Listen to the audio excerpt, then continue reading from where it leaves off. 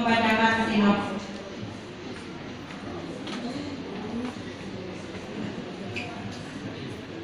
Dewan Diri yang kami hormati, panitia, Bapak Ibu pimpinan serta anak-anak Dewan Kasih, kami SMP Kristen Kalam Kudus Ambon akan membawakan karya Guru Cendrawasih.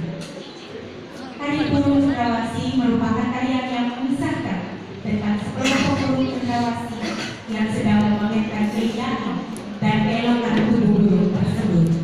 Karena warna yang cantik dan unik, guru cendrawasih dikategorikan sebagai guru yang langka dan populasinya mulai berkurang.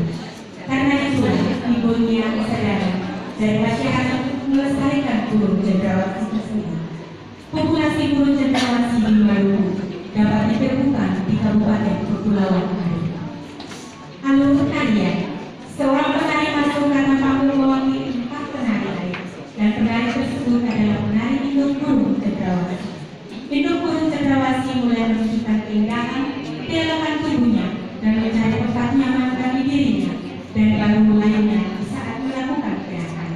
Ketika induk guru cendrawasih merasa nyaman, maka induk guru cendrawasih memanggil guru cendrawasih yang lain untuk bersama-sama ke tempat dimaksud. Busana yang digunakan adalah busana yang ditata sedemikian rupa guna memberikan gambaran kepada penonton warna kulit cendrawasih, walaupun masih jauh dari kesempurnaan warna kulit tersebut. Profesi yang digunakan, penari induk memakai kulit cendrawasih asli yang telah diawetkan guna untuk menjadi simbol guru cendrawasih. Musik yang digunakan adalah musik tifa yang direkam dan kemudian diedit memadukan suara guru cendrawasih dan hembusan angin saat melakukan gerakan.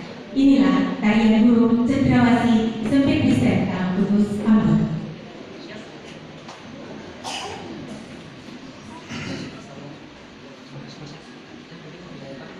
Kita panggilkan peserta dengan nomor undian 3 dari SMP Kalam Kudus dengan tarian Burung Cendrawasih.